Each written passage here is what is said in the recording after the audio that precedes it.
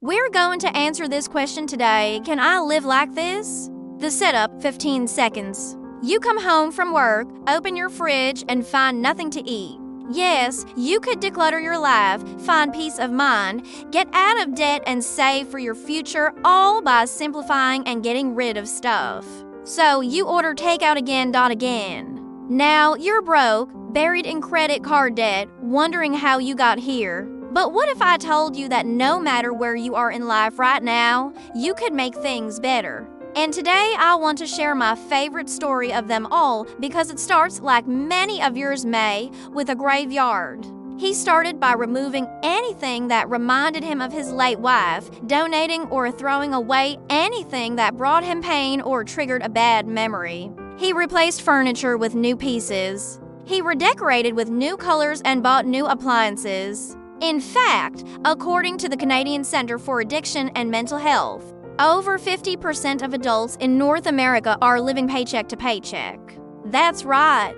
Over half of us have less than $1,000 in our bank account at any given time. And what makes you think that you need more space, more stuff, and more money to be happy?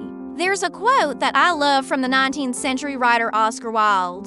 He said, "The soul is like a bicycle. To keep it moving, it must keep moving." The same is true of happiness. We are never happier than when we are moving forward, working towards something big, like losing weight, getting a promotion, saving for a down payment on a house. When we're busy working towards something, we're distracted from the reality of our current situation. So if you're living paycheck to paycheck, don't worry. You can still live like this, even if it's just by making small changes with what you already own. Give minimalism a chance and see how it changes your life. Why wouldn't you want that? I lived in a cramped apartment and I was in constant financial trouble, and I started implementing what I learned into my life. I learned how to cook meals at home from scratch using only what I had on hand. I also became happier, more focused, and more peaceful. Minimalism had given me the tools I needed to live a life that I was excited about.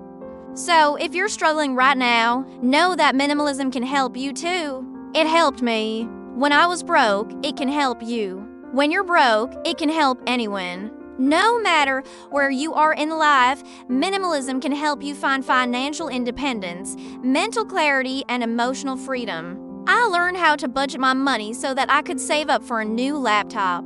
I learned how to say no to social events so that I could focus on my work. And I slowly but surely started to feel better. My weekends were filled with chores and errands, and my evenings were filled with takeout food. I was exhausted all the time, and I knew that if things didn't change soon, I would burn out. In fact, according to the Journal of Personality and Social Psychology, people who own less stuff report being happier, less depressed, and less anxious than people who own more stuff.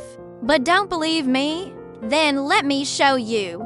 As he removed, donated, and sold more of his belongings, John started feeling lighter, happier, and more at peace. The house felt less like a burden and more like a blessing. He even started spending time there again, inviting friends over for dinners and game nights. I became financially independent. I paid off my debts. I moved into a bigger apartment and I started traveling the world. It wasn't easy, but bit by bit, room by room, John was able to remove the physical manifestation of his grief and replace them with optimism and hope for the future. Today, John is in his mid-70s. He is healthy, happy, and still active. He credits much of his success to his newly minimalist lifestyle. It was during the funeral of his wife when John realized he had to make a change. What if I told you that I get dozens of emails and messages just like his every single week? These are real stories from real people from all across the globe. All different backgrounds and income levels, for example. Can you stop buying new clothes and rediscover the beauty of a well-curated wardrobe built from what you already own? How about cooking only when you have ingredients on hand rather than running to the grocery store every time you need a meal? Or what about decluttering one small area of your home or office and learning to love the space that you have rather than always wanting more of it? Minimalism doesn't mean you have to buy new stuff.